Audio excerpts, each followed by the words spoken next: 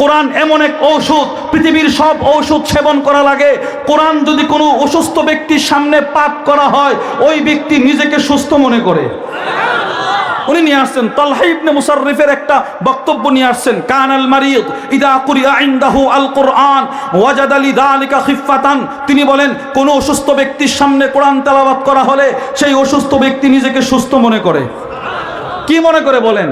উনি একটা জ্বলন্ত প্রমাণ দিয়েছেন। তিনি বলেন দাখালতু আলা খাইসামা, আমি খাইসামার ঘরে প্রবেশ করলাম, ওহুয়া মারিদ, সে ছিল অসুস্থ। আশ্চর্য, আমার বন্ধু বান্ধব বলে সে সাকরাতে চলে গেছে, বেশি দিন বাঁচবে না। আমি তাকে শেষবার দেখার জন্য চলে গেলাম। ওমা আশ্চর্য, গিয়ে দেখি না, ঠিক আছে, আমি গিয়ে দেখি কি জানেন, ফাকুলতু ইন্নী আরাকাল ইয়াউমা সালিহান আও দাহিকা, আমি তাকে গিয়ে দেখি সে সুস্থ, মুস্কি মুস্কি হাসতেছে। আরে সুবহানাল্লাহ বলেন না। আচ্ছা, উনি শুনছিলেন কি গুরুতর অসুস্থ, গুরুতর বুঝেন তো, খুব বেশি অসুস্থ। এবার তিনি আসছেন ইয়াদাতুল মারিদ করার জন্য, এসে দেখে সুস্থ, মুস্কি মুস্কি হাসে। আরে সুবহানাল্লাহ বলেন না। সুস্থ, মুস্কি মুস্কি হাসে, কি কি বলেন? সুস্থ, সুস্থ, পরিপূর্ণ সুস্থ।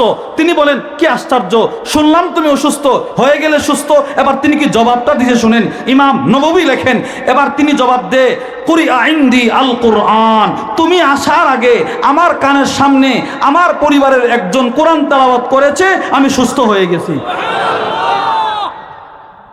আচ্ছা এবার বলেন, আমি যদি অসুস্থ হয় আর আমার ছেলেটা যদি আমার কানের সামনে বসে বসে কোরআন তেলাওয়াত করত, আমাকে আল্লাহ তাআলা দুনিয়া ও আখিরাতের কি পরিমাণ রোগ থেকে মুক্তি দিত। কিন্তু আমার ছেলেটা কোরআন পড়বে কিভাবে, আমার মেয়েটা কোরআন পড়বে কিভাবে? আমি তো তাকে ওই জায়গায় দিয়ে রাখছি যেখানে ব্যাঙের ডাক আর বানরের নাচ শেখানো হয়। পৃথিবীর কোন রোগীর সামনে ব্যাঙের নাচ দিলে কোনো রোগী সুস্থ হয় না। ঠিক না বিঠিক জোরে বলেন? এমন নজির পৃথিবীতে নাই কোন রোগীর সামনে বানরের নাচ দিলে রোগী ভালো হয় না, বরঞ্চ রোগী এর বিব্রতকর অবস্থা হয়ে ওই সময় রোগী মারাও যাইতে পারে। কিন্তু এর বিপরীত, কোন রোগীর সামনে যদি কোরআন তেলাওয়াত করা হয়, রব হয়তো ওই রোগীকে সুস্থও করে দিতে পারেন। আমরা কি আমাদের মেয়েদেরকে ওইগুলো শেখাবো না কোরআন শেখাবো? কে কে কোরআন শেখাবেন নিয়ত করেন, বলেন ইনশাআল্লাহ। ইনশাআল্লাহ বলেন। এই যে আমাদের টঙ্গী ইস্তেমা চলতেছে, ইস্তেমার জোর গেছে ডিসেম্বরের 1, 2, 3, 4, 5 দিন জোর গেছে। জোরে একজন মুরব্বী বয়ান করছে, তিনি বলেন এক লোক তো, কোন লোক যদি নিয়ত করে, নিয়ত আমি আমার ছেলেটাকে হাফেজে কোরআন বানাবো, এবার লোকটা মারা গেছে, তো রব তাকে হাসরের ময়দানে হাফেজে কোরআনের বাবার মর্যাদা দিয়ে দিবেন। নিয়ত করা যায় না ভাই? কি ব্যাঙের নাচ শিখাবেন, বানরের নাচ শিখাবেন? কি শিখাবেন, কি শিখাবেন?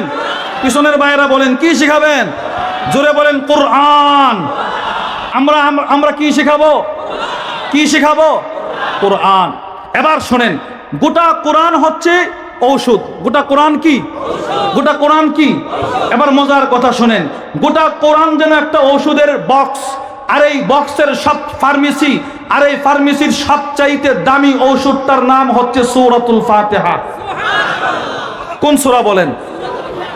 এই ওষুধটা এতটাই দামি, রসুলকে যদি আপনি ডাক্তারের জায়গায় ধরেন, আমার নবী তো পৃথিবীর সকল সেক্টরের জন্য, প্রত্যেকটা সেক্টরে যেই লোকটা যেমন তার জন্য নবী ছিল সেই আদর্শ ছিল কিনা বলেন? পৃথিবীর সমস্ত ডাক্তারের জন্য আমার নবী ছিল ডাক্তার, কারণ আল্লাহ তো আপনাকে এমন একজন নবী